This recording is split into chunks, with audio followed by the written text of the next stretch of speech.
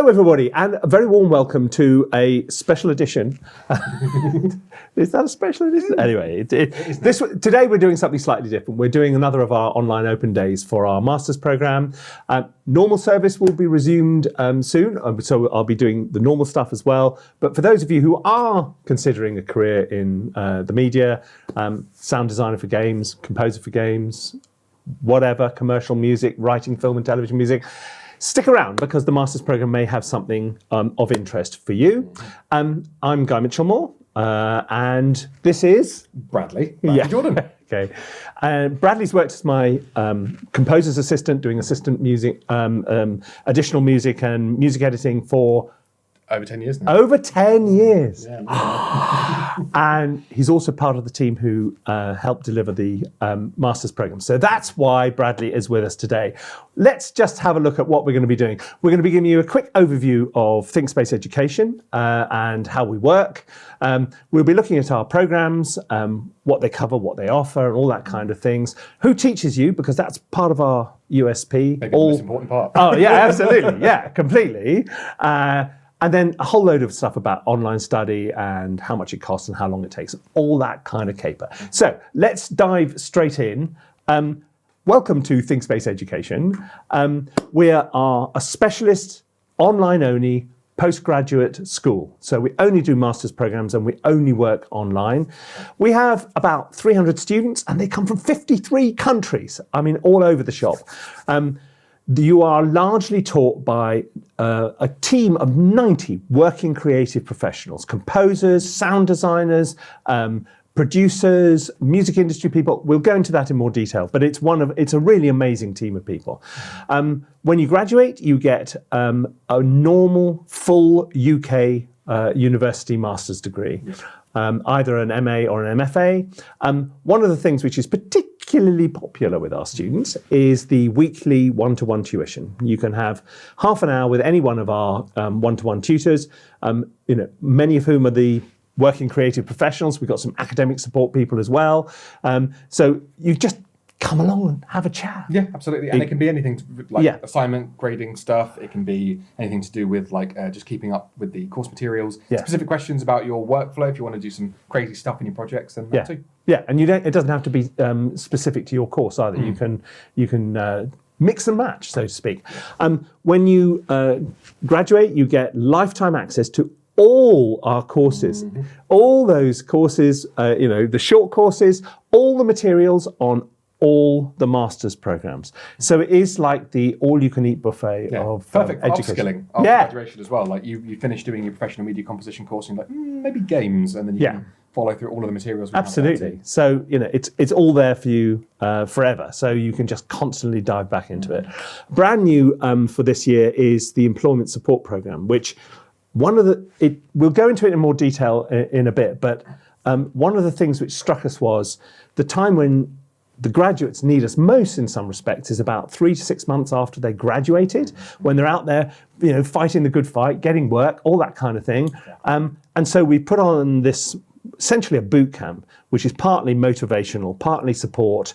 And a lot of it's, teaching people how to network, how to cut the line, basically, how to find jobs which other people can't find, things like that. So it's there to help people get into work.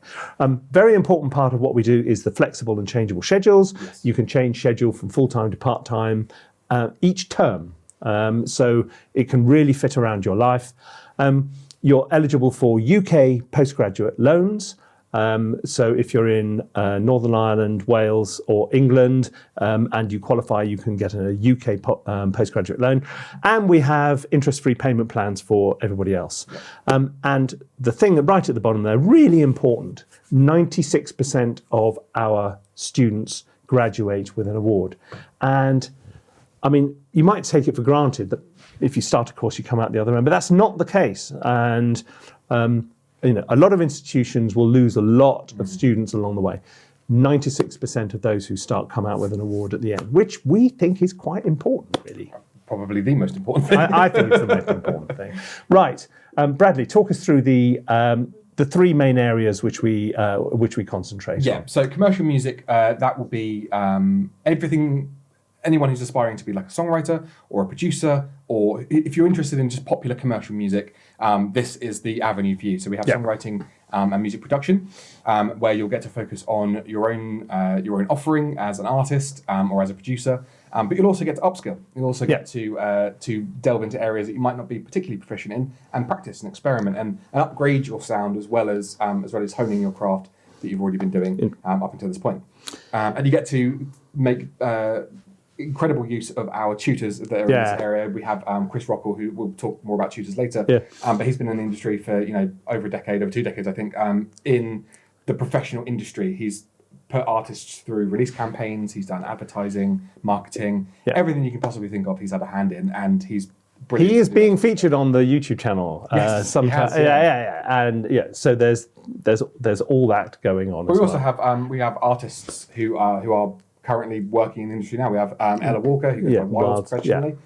She's had incredible success. She's released her debut album earlier this year, and she's had huge success in sync music. A lot of her music's been synced in TV productions, actually. I think The Good Doctor and Grey's Anatomy, things like that. And her music's appeared. So I think over a few million streams on Spotify. And 14 million streams she's got on one of her tracks. There you go. I know. I mean, how do you do that?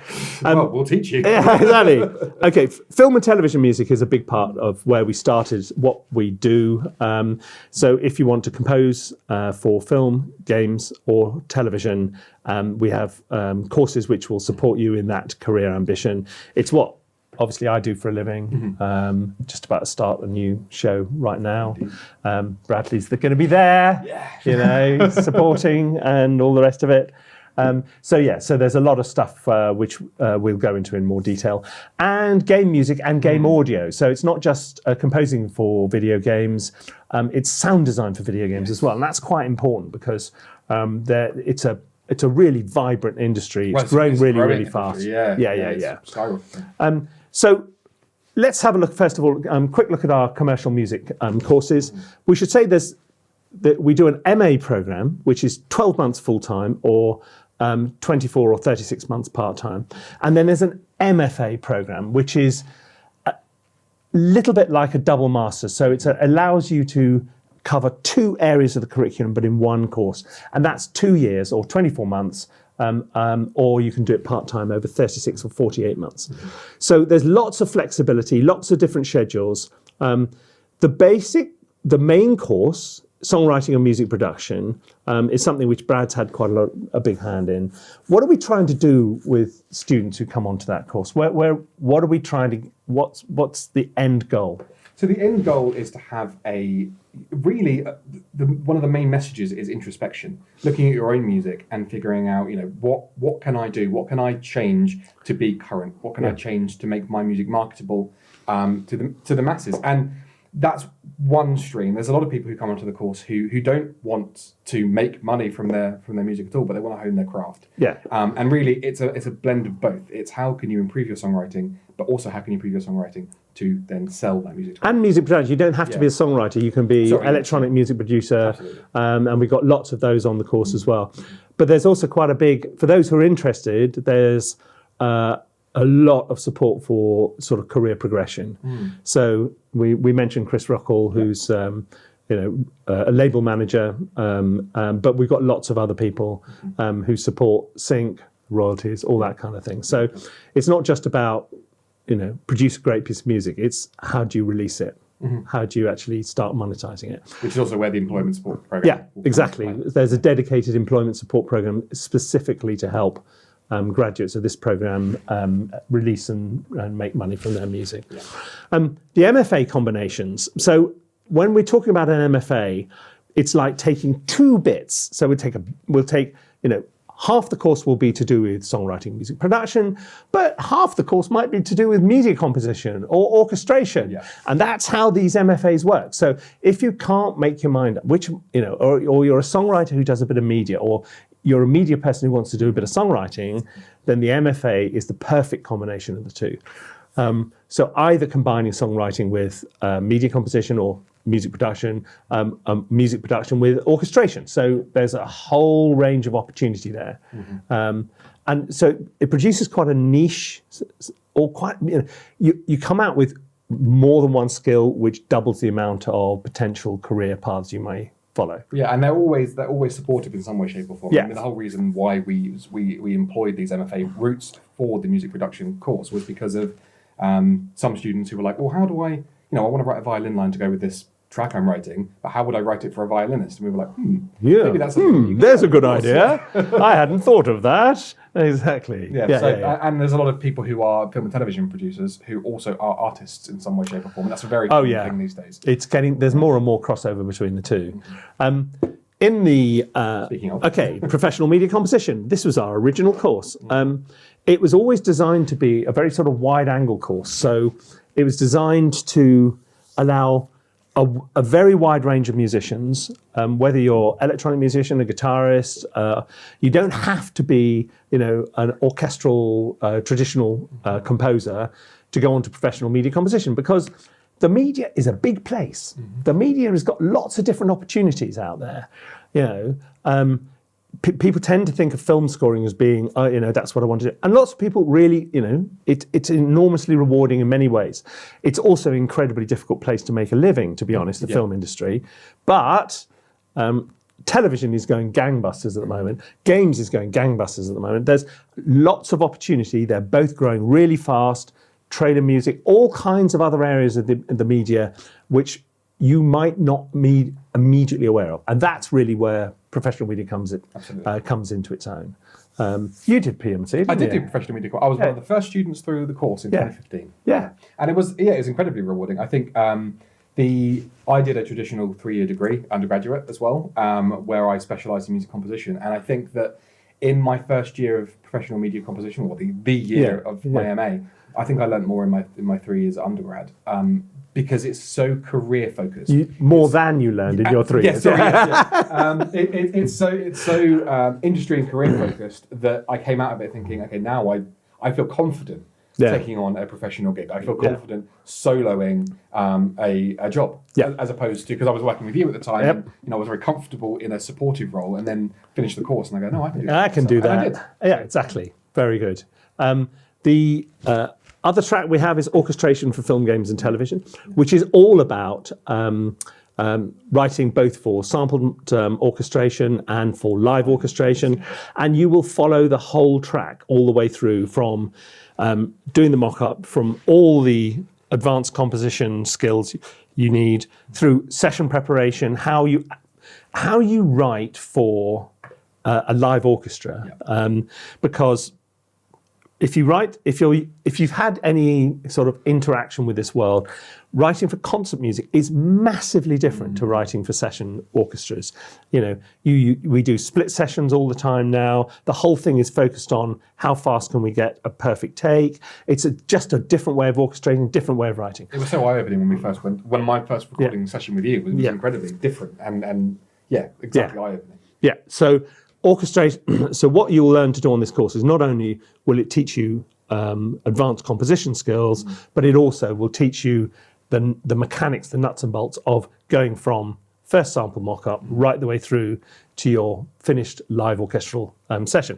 And all our students on this course get a live orchestral session. We'll talk about it a bit in a minute, but it's half an hour with a 50-piece orchestra. Amazing. Half an hour, which will change your life. I'm sorry, it's like sort of, once in a lifetime. It feels like a once in a lifetime opportunity when you're up there. Yeah, really, and fortunately for many students, it's not once in a lifetime. Exactly. So they go on to do this sort of thing. And of course, there is an MFA combination which will blend the two together. So you can do both professional media composition, and I should say, professional media composition, there's no music theory requirement. We judge you on your potential and the quality of the music you write, not how musically literate you are. Yeah, not scores and stuff like that. Orchestration, however, you absolutely need to be musically literate, and so we will want to see a score before you start. So they're two very different things. Finally, there's our games courses. Composing for video games does exactly what it says on the tin. You will learn not just the creative skills involved in writing music for video games, in writing non-linear interactive music, but you'll also learn the technical skills for how to implement that. So it's a really important difference between normal linear TV, film, etc., where the picture never changes, and trying to create a complete suite of music which works in an interactive world, so it can respond to the gameplay. Essentially scoring a film which has not been made yet, and it's incredibly rewarding. It's so fun as well. It's really, really fun. Like but adapting your music to work and respond to a player's unique experience is challenging. But once you nail it, and you can demo the whole thing within your DAW, and you can or within the middleware that you're using, like Wise or Fmod or whatever it happens to be, hearing how those things can work and imagining how the game functions and also seeing your music in a game, which is something else that you will do on the course as well. We have projects for you to put your music into. And demo this stuff. So you'll be working in Wise and Unity for the most part, and for those who know what that is, but you will be working along. You'll be taught by fantastic working games composers who know exactly what is required and what's happening right at the cutting edge of the industry.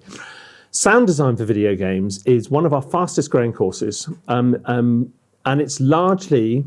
It's about telling stories with sound, creating the sound to video games, the atmospheres, the spot effects, the Foley, all that kind of stuff. A lot of people start out as musicians, and then when they're looking for a career path, and they don't fancy the kind of more kind of pitching for one job after another, the freelance nature of professional composition. But sound design, you're going to get a normal job, a 9 to 5. You'll get a pay. You'll know where the money comes from at the end of each month. And on most games, there's more sound designers than composers, so there's a lot of employment opportunity. Lots of teamwork and that sort of stuff. Yeah. So the sound design, you'll again working in Wise, which is the audio middleware, and Unity, and there's an elective on Unreal for those who are interested in all this kind of thing. So it's very successful, led by some wonderful sound designers, and we've got a lot of success getting our students out into industry. Should say as well, the tutors on this have some phenomenal AAA credits as well. They do. The people teaching you here know games inside and out, and it's not games from the mid-90s that aren't relevant anymore. We're talking games that are released within proper big 6 to 8 months. Yeah, exactly. I've mentioned how the MFA program works. It's 2 years, 24 months full-time, or 36 or 48 months part-time. And these are the combinations you can try. Media composition and orchestration, we've mentioned. You can do media composition and games composition if you want to really spread your wings. Games composition and orchestration, quite a popular choice because obviously a lot of orchestral sessions are done for video games. Video game composition and video game sound design. That's, so you're a double whammy. You can put both together. You can do, you're a one-stop shop. I think that's my favorite one. Yeah, you like that one. Songwriting, music production, and media composition, and songwriting, music production, and orchestration. Those are the current range of MAs, which is, so you've got plenty of choice. Plenty of choice. Right, here's a question. Who will be teaching me? It's a question, one of the nice things about online education is it's not just you who can be anywhere in the world, it's the people who teach you. So we have teaching staff literally all over the world, lots of them in United States, lots of them in the UK and Europe, but it really helps that we can bring, well, as it says there, 90 world-class working creative professionals. Top TV and film composers, AAA video game composers, Emmy, BAFTA, Grammy, Brit, Mercury Prize winners and nominees. People who genuinely work in the industry all day long, and then will come and do a one-to-one with you, or we'll do a webinar and listen to your music and give you some feedback. We also have, equally important, 15 specialist academic teaching staff, because you are doing a master's degree, and there is when you do some practical creative work, you're going to have to do a commentary which goes alongside it, which explains why you've done what you've done. And people are often, been out of higher education for a long time, go, academic writing, So we've got some very, very nice, supportive academic teaching staff who will give you all the academic skills you need to get through the course. So let's say now is a good time to point out as well, the academic side of things is often what scares a lot of people about the postgraduate programs. And I have to say, from my own experience with doing professional media composition, the essay and the commentary stuff was some of my favourite part of the course. Yeah, I love creative stuff, but being able to research and really dig into what makes this stuff tick to then apply to my own work was some of the most rewarding things I think I learned on that course. Yeah, I mean, this is an experience a lot of people have. Here's a smattering of some of the people who teach on the course. Billy Decker, based in Nashville, he's mixed records which have sold in total 50 million copies, done 16 number ones, an astonishing bloke. When you went over the film with him. We did go over the film with him, he was a wealth of knowledge, and the speed that man can mix is unbelievable. Phil Larson, a longtime friend of mine, works on tracks for Lady Gaga, Kylie Minogue, Katy Perry. He's part of a band which has got 3 billion streams on TikTok. He won a Grammy as well, so he does one-to-ones. He'll listen to your music and tell you what you think. Peter Bateman, another friend of mine, wonderful composer. Also, an incredible orchestrator who's worked with Danny Elfman, James Newton Howard, many others. And his work and his advice is right at the heart of the orchestration course.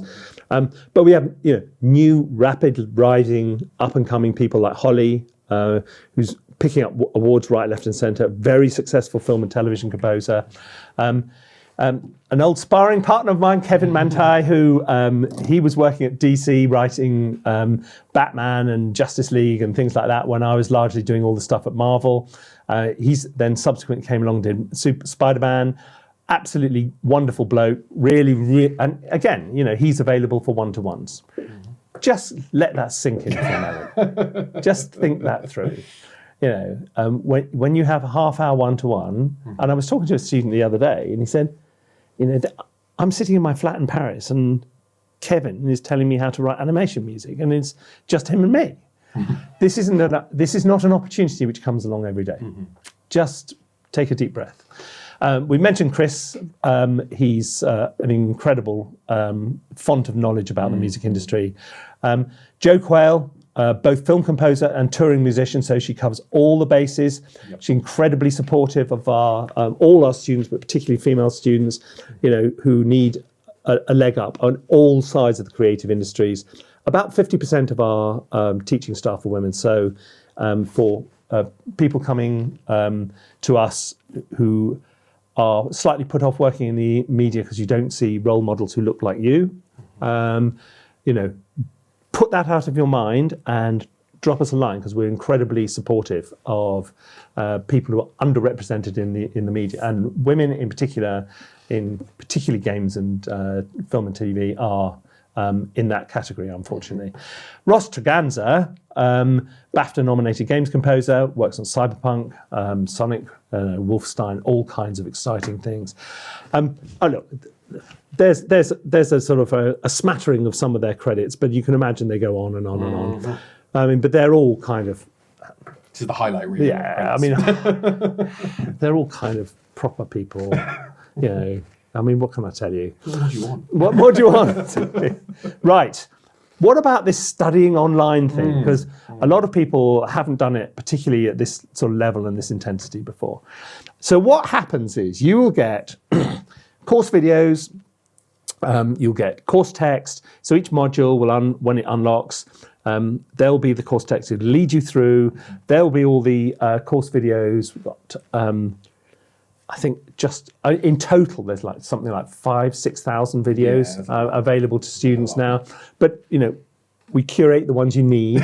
Yeah, you don't have to watch the whole thing. You'll spend a lot of your time working on creative project work.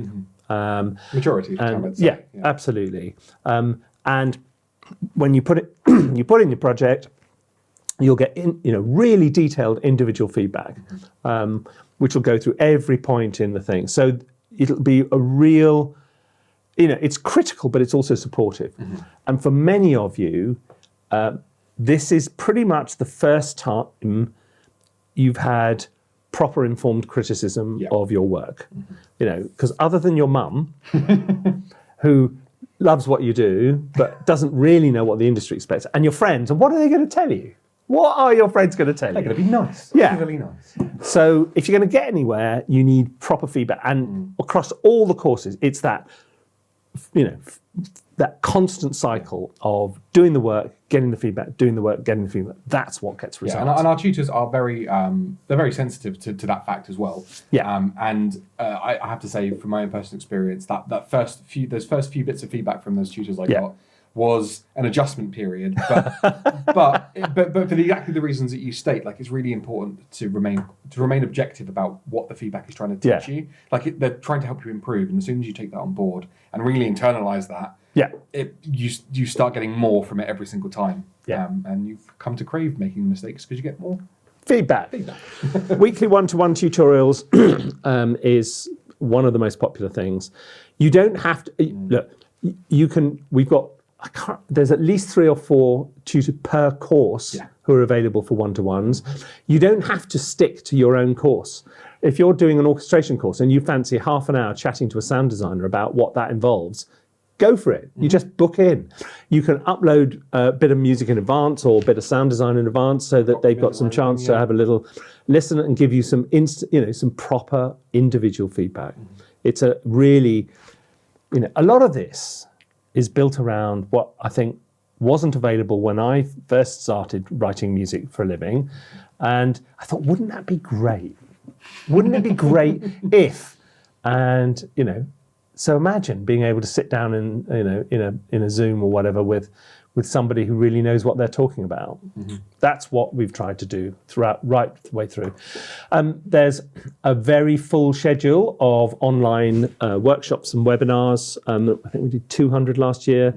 So they're going on all the time. The webinars, the live stuff is complementary to the course rather than embedded in it. In other words, if you can't make it because the time's not right for you or because you're at work or whatever else, it doesn't matter. A, everything's recorded so you can catch up later. And B, we'll never put in a live workshop material which if you miss it, you can't do the course. So it's there to help, it's a lot of the stuff they do is workshops and peer reviews. So people give you feedback. Absolutely. Pitch challenges between different groups and all kinds of collaborative stuff as well. But so it's really important, but it's not essential. So if it's just not your thing, because there are people who say, that's fine. You don't have to do it, but it is really a rich and welcoming environment. Also, all these workshops and webinars, all the live stuff is recorded, as I said. It goes into the webinar library and there's a searchable database so you can just look at everything to do with keyword searches and stuff. So if you want to search for specifically how to use like middleware specific webinars, you can search for those. Exactly. And it's all there. Finally, for the orchestration students, there's live solo sessions. We did a solo violin was in this room last week. We do about 4 a year, and it's an opportunity for students on the orchestration course primarily, but others, if there's space, others can do it as well. What we say to them is, right, okay, write me 1 minute of music, and for this particular solo instrument, you'll get 1 rehearsal, 2 recordings, and then you get feedback from the player.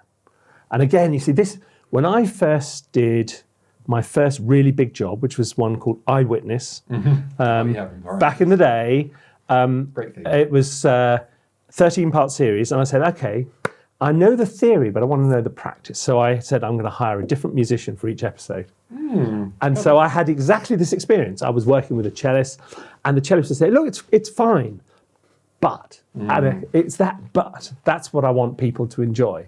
And that's why we have the live solo sessions and how it works. And of course, at the end of the course, there's a live full orchestral session, which we'll talk a little bit more about that in a moment. A couple of the workshops we were running this year before last, actually. Old friend of mine, Bruce Broughton, Oscar nominated. You can see. Yeah. You can see from that. What are those things in the background? Oh, they're Emmys. Debbie Wiseman, who's a great supporter of ThinkSpace. Roy Merchant, who's mixed some incredible stuff. Wanted, will.i.am, EMMY, all kinds of people. We do lots of game stuff. There was a very successful little workshop with the Cyberpunk crew, who all came in to talk about their work on that. There's the orchestra. That's the City of Prague Philharmonic, where you can turn up. Most of the students who are having their music played will come in person. Yep. They fly in from all over the world. If you can't make it, it's all streamed live, both in video and using Listen To, so that you can have full normal broadcast quality audio. Tim and Andrea normally coordinate the session, and so they'll have their laptop open with Zoom on it. So you're listening, you're watching, you're following the score, you're giving notes in real time. In real time. So it's an astounding experience, and even better if you manage to make it there in person. But if you can't make it in person, then you can take part just as well. Sometimes I'm there. Yeah, absolutely, absolutely. Let's talk a little bit about the employment support program, because this is a brand new initiative to help as many students and alums as possible into the career which they want. So it's got three main strands. It's support, so it's like a team effort. You're all there together. Training, so you're going to, we're going to say, these are the skills you need to network in person. These are the skills you need. This is how you go about networking online. This is what you need to do to put together a web page. This is what you need to do to put together a demo reel, things like that. So it'll cover all the things you need: finding work, pitching, all those kind of skills which are really hard to nail down, and people don't necessarily. A lot of people will learn them the hard way, and we prefer you not to do that. It's also motivation. There will be deadlines. We'll say, look, come on, you've got 2 weeks to get your website together. Well, because it's such a free form thing after you graduate, it can be so hard exactly to find that motivation to go, well, it can be done. So because it can be done and it's not a difficult thing, I won't do it now. But the reality is you can't launch your career unless you do those things immediately and proactively. Yeah. And that's what we're there to do, to hold a big stick and poke you in the back and go, go on in, do it. Yeah. So you'll get, they last about 8 weeks, and there's live workshops where you can come along, bring your demo reel, bring your website, whatever. So as well as a whole load of video and all the rest of it, all the training materials as well. So you'll be looking at websites, demo reels, and for the songwriters, where there is sources of income, how you release stuff on Spotify and all the rest of it. How you increase organic reach and social presence and things like that. So live workshops, with mental support all built in. So it's a really interesting initiative. It's something we're really passionate about, and we want to help people into work. So, because I'm not spilling the beans when I say the industries you want to go into are really competitive. Yeah.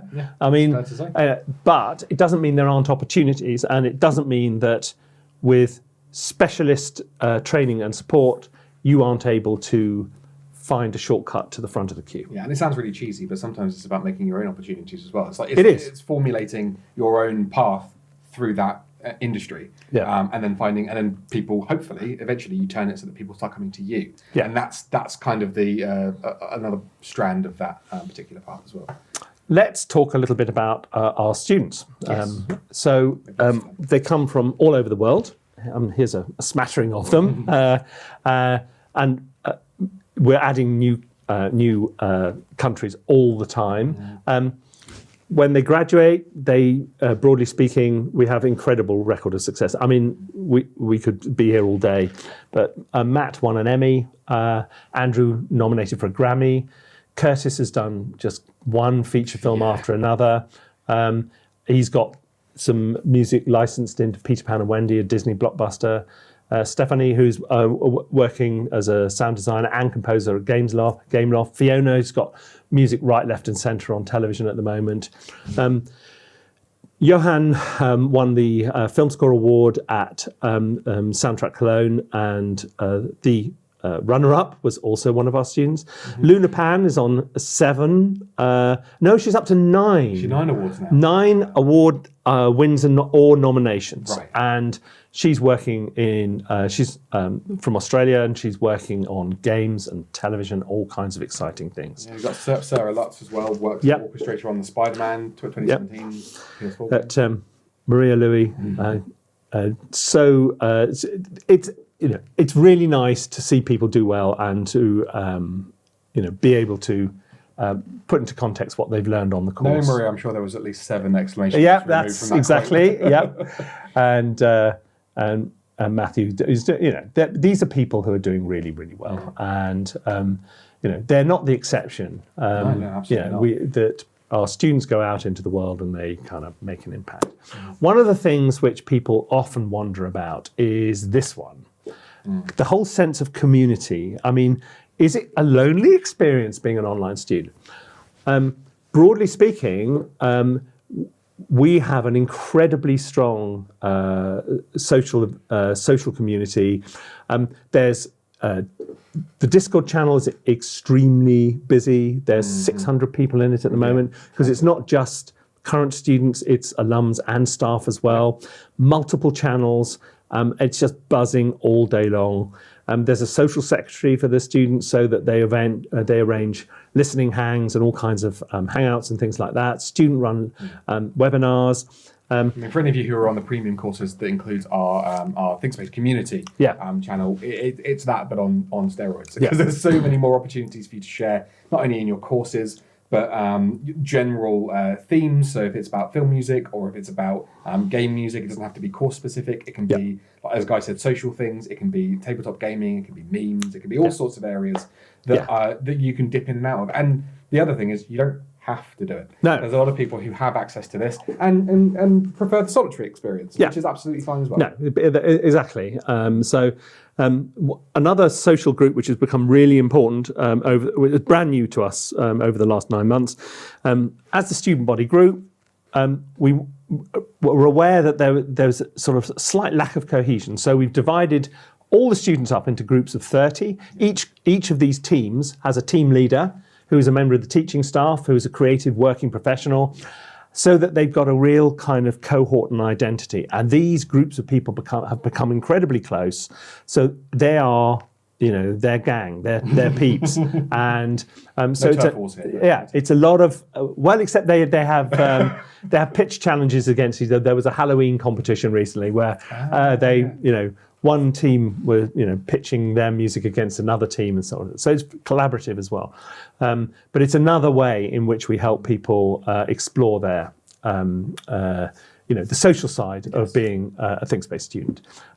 Let's start cutting to the proverbial chase, because the thing which a lot of people obviously are worried about are time and money. And those are the two things which we need to look at the moment. So let's have a quick look at the degree structure, first of all. So the MA consists of 6 modules and a final major project. The MFA is 9 modules and a final major project. So it's not 12. So you don't cover all the modules in each of the MAs and the MFA. What normally happens is you'll have 3 from one MA, 3 from another, and then you have 3 elective modules, so you can choose. But so it's slightly compressed, but it's still covers both the curriculums. Most modules take around full-time, around 8 weeks. Obviously, if you're on a part-time schedule, that's either 16 or 24 weeks, depending on what schedule you're on. The average module will have 2 formative projects and 1 summative. So you're going to spend quite a lot of time doing practical, creative work. The formative assignments you'll get all the feedback on, but they don't count towards your final degree. So if you want to crash and burn and do something, you want to go and do drum and bass and you've never done... It's the best place to experiment. Yeah. And I always tell students this, because it doesn't count, quote unquote count, it's the best place to get the most amount of feedback from doing something that you've never done before. Yeah. And also might be an experience for you to go, oh, I got really good in that formative. Yeah. I guess I'm onto something. Maybe this is another string to my bow.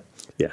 Yeah, absolutely. And before we get too far away from it as well, when we come to the MFA combinations with the 9 modules, although you might not do all of them from both the courses, you still have access to it. So you can go and look at the things that weren't for credit and still upskill with those 100%, modules. 100%. So in total, you're going to be doing something like 18 assignments and a major project. The major project, for example, is normally, it can be on the songwriting course, music production course, it's like an EP essentially. For media composition, you're writing 30 minutes of music to picture or some of it to picture. For orchestration, it's more like 15 minutes, but you have to do all the scores and all the Pro Tools sessions and everything else. And for the games people, it's like a small version of a level.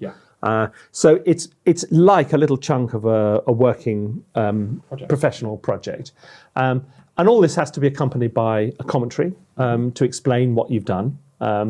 And so there is an academic writing side. There's also a dissertation option rather than final major project to those of you of a more academic bent. But the majority of people go down the practical route. And the commentaries are really important as well before anyone scoffs at them, because sometimes you can do a really clever thing that flies completely under the radar, but it adds so much to what you're submitting. And unless you tell the tutor that, it might go. Might not. And a lot of the time, the commentaries are there to clarify whether the music was what you intended it to do, or whether you intended something and it didn't quite work. So there's all kinds of reasons why the commentary is important, and also to demonstrate that you've done the research, you've worked out what the market is buying, where where it used to be, and the direction of travel of the industry. So it's when we're talking about research, I mean, yes, sometimes there's academic research to do, but a lot of the time it's professional research, the kind of research which I do all the time. If I'm going on to a new project, I need to understand, what these people have done before, how the genre's changing, all that kind of stuff. So, schedules. The MA schedule is full-time. It's a working year, so it's 46 weeks. It's not like an academic half-time year. And full-time, it would take you 12 months to do the MA, but you have a 2 or 3 year part-time schedule as options. The MFA is 2 years full-time, 3 or 4 years part-time. And the start dates are, next one is January, and then one after that will be September 24. Now, really important, you can change your schedule at any term, at the start of any term. So if you start full-time in January and it's all too much, come May, you can go onto a part-time schedule, and vice versa. You are able to pause your course. It means taking intermission. Technically, you deregister, and there is a maximum amount of time you can do this and a maximum number of times you can do this. But if you want to step off for a few months, to sort some life things out, or just to have a break, then you can do so. So it's an important part of the flexibility. If you're on a UK postgraduate loan, you can only do the full-time schedule or the 50% part-time. In other words, you can 12 months full-time would 2 year. You can't do the 3 year part-time because that's part of the rules of the student loan company. Yeah, indeed. So it's a bit confusing, but it basically means for the MA, you can go up to 2 years. For the MFA, up to 4 years. Yeah, exactly. If you're on the student loan. Yes. This is how a course will often break down. What we're showing you in trimester 1 is the most common model. So you might have one what they call long thin module, which is module 3, which runs alongside the other 2. So you may well be doing more than one module at a time. Some courses will unlock all 3 modules at the same time, like that trimester 2 model, but you might have different hand-in dates. And if you're doing a final major project, it's pretty much like the whole term. So that's how all that rocks and rolls. Indeed. Money. It's a significant investment. If you're doing a master's degree, you're investing in yourself, you're investing in your future, but it is a significant investment. Looking at the competition, others you may be aware of, Film Scoring Academy is 32,000 quid for their online masters. The Berkeley, actually no, it's their masters is 32,000 quid. I can't remember if it's entirely online or not. Berkeley Online is £29,850. National Film and Television School, if you come from overseas, it'll cost you £52,000. If you're a UK student, it's 29.5. Pacific Northwest, up there in Seattle, Hummy Man's program is 32,000. Look, this is a significant amount of money. We are currently significantly less than that. Our MAs are £10,750. The ones which include the orchestral session are 11,500. The MFA is 15,750, and if it includes orchestration, 16,500. Those are the fees that apply to the January 24 intake. They will be going up for September 24. We're not sure exactly how much yet, but it will be more than that. Currently, we're charging the same fee for UK, EU, and international students. And these are not an annual tuition fee. This is a tuition fee for the whole course. But this is how things stand right now. It will not be the same come September 24. So if this really matters, clarify the situation with us, but there's still plenty of time to apply for the January intake. So January probably should be what you should focus on if you possibly can. When it comes to how you pay, we partnered with an organisation called Flywire. Anywhere in the world you can pay pretty much in any form you like. Yeah, you can pay in your own home currency, and they will make sure that the right amount of money arrives with us in sterling in the UK. So, for example, if you want to pay using American Express, it's probably going to cost you more than the bank transfer. But all these are there as options. What will happen is you will be invoiced at the start of each term. Yeah.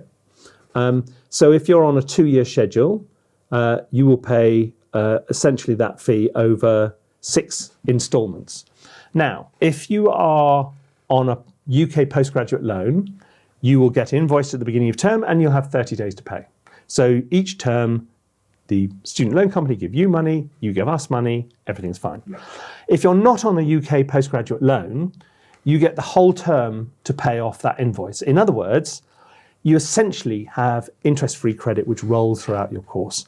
So we'll invoice you for a term's fees in January, and you have to the end of April, whatever it is, to pay it. So you can pay it down month by month. Yeah, the only stipulation is that invoice has to be paid before the beginning of the next. Yeah, exactly. So, but it does mean that you can pay as you learn, and you go on if you're on a slower schedule, you pay slower. The advantage is you get to the end of the course and you don't have a student loan. Debt-free. Yeah, debt-free, exactly. So if you are in the UK and you're a resident of England, Wales and Northern Ireland, not Scotland, if you're under 60, if you do not have a previous MA and you're studying either full-time or part-time too, in other words, 50% schedule, then you may well be eligible for a UK postgraduate student loan, and you can borrow up to £12,167 at the moment. That's a specific number. It is, I know, and it's but that's paid directly to you, and you can be used for obviously to pay the fees, but also to help contribute towards your maintenance and new equipment and things like that. Yeah. And it's paid in 3 instalments per year. So a lot of our UK students obviously go on to use the postgraduate loan. So let's look at time, because time is one of the most important things. Yeah. How long it takes you depends on how fast you work and how much you want to get out of the course. Full-time, our students are working at about 30 hours a week. Some work less, some work more. Part-time, it can be anything from 8 hours a week upwards. Now, a lot of people will be spending more than 8 hours a week on their course. It can be done on a slow schedule on 8 hours a week, but a lot of people will be spending more like 12 hours a week or more. Get into the flow of things. Yeah, and also people actually want to spend more time on it because there's so much to learn, there's so much to do. People tend to slow their schedule down so that they can get more out of it. Absolutely. But these are really rules of thumb. A lot of people spend a lot more time on their course than than they necessarily need to, but because they want to get maximum amount out of it. You can change, as I say, we can change schedule as it suits you, and you can go from full to part-time and all that kind of malarkey. So it's very, very flexible. Finally, let's have a look at the application process, which we've streamlined quite a lot recently. We would strongly recommend you get in touch, hello@thinkspaceeducation.com, and just say, hello, I'm thinking of applying. Here's a piece of my music. What do you think? It's very informal. We can start to talk to you about what your goals are, how we might be able to help. In order to actually make your application, all we need from you is a portfolio of work, which is 5 to 10 minutes of music. We need a personal statement or covering letter of some description saying who you are, what you're doing, and the filled in application form. Yes, there's lots of forms and there's lots of certificates and things, but all that can come later. In order for us to come to you and say yes or no, or maybe, that's what we need. Yeah. Now, there is a route onto the course, which we'll come on in a minute, called for people who don't have an undergraduate degree. But most of our students will have a bachelor's degree. It doesn't have to be in music. It can be in any subject at all. We've got lots of computer scientists and management consultants. Someone who was a physicist. Yeah, oh yeah. Somebody with 2 PhDs, actually. If you do not speak English as a first language and you have not studied an undergraduate degree which was taught in English, you may need the English language test, which is to an equivalent of IELTS 6.5. Yeah. Other language tests are available. And there's information on our website. There is, and we are more than happily guide you through that whole process. Okay. You don't have an undergraduate degree. You dropped out in your second year and went off and did some work, and now here you come back 15 years later. Oh, woe is me, what's going to happen? Or you left school, just started working, and you've been working, off and on at a venue somewhere, or doing gigs, or you've been you've been doing lots of music along the way. You do not need an undergraduate degree to start a master's program. It's not something specific to us. This is a UK thing. And we will give you an entry test because we want to make sure you're going to succeed, which will be a short piece of work to do. You can only go on to an MA. You can't go straight on to an MFA if you are going through the recognition of prior experiential learning route with no degree. But a lot of our students have come on, and there is no difference in terms of their output and their success. Absolutely. So, lots of people doing really, really well. If you want to come and join us for January, there's still time, but you need to get on with it. So drop us an email, hello@thinkspaceeducation.com, and somebody will get back to you and start the conversation. We recommend getting in touch with us first because we can help you and give you some guidance on how the whole thing's going to work. And you'll get in touch with Lucy is normally the person who's responding. Lucy, Ed, Jake, they're some of our usual contact. Both Lucy and Ed are graduates of our master's program, so they know from the student side what it's all about. Absolutely. Wow. So there we go. There is another whistle-stop tour through our open day. I hope that's answered all your questions. We've been madly typing away in the chat. For those of you watching this on the premiere, we will be answering questions for you on the side. Please, if you've got other questions, anything else you need to know, just register an interest. Get in touch, because even if you're thinking somewhere down the road, once you're on the list and we know you're there, we'll keep you posted. Things like taster weeks we do, where you get a chance to come along and live the life of a student for a week. Other open days, Zoom sessions. We've got lots of stuff going on all the time. So, even if it's just in the back of your mind, drop us an email and say hello, introduce yourself. That's all you need to do. Anyway. So I hope you found that useful and helpful. And we look forward to greeting as many of you as possible in the new year at our next intake. thanks to Brad. And so the channel will be back to normal next week. And as normal as it ever is. Exactly. But thank you very much indeed for your company. And we'll see you very soon. Bye-bye. No one will take you seriously until you take yourself seriously. And once you got some skills under your belt that ThinkSpace is definitely teaching, then you will have the confidence to go forward and do what you have dreamed of. I chose ThinkSpace because they have this amazing team of professional musicians, professional composers who are already working in the industry. They know how it works, they know what the quality of your work needs to be, and they really help you to get from where you are to where you want to be. And it's really specific as well. It's not vague. The manner in which you need to improve, they will highlight that and they'll help you to get from where you are to where you need to be. The course works really well being an online and remote-based course. I have a full-time job, so I'm able to combine the course with my work commitments. I can also arrange the tutorials with my tutor at a time that works for me as well, which is ideal. With ThinkSpace, it's always thinking 1, 2, even 10 years ahead. As I say, the tutors are very, very helpful. The learning curve was huge. Wow. You learn a lot on this course. It's great. I haven't processed it all yet, but I know it's there.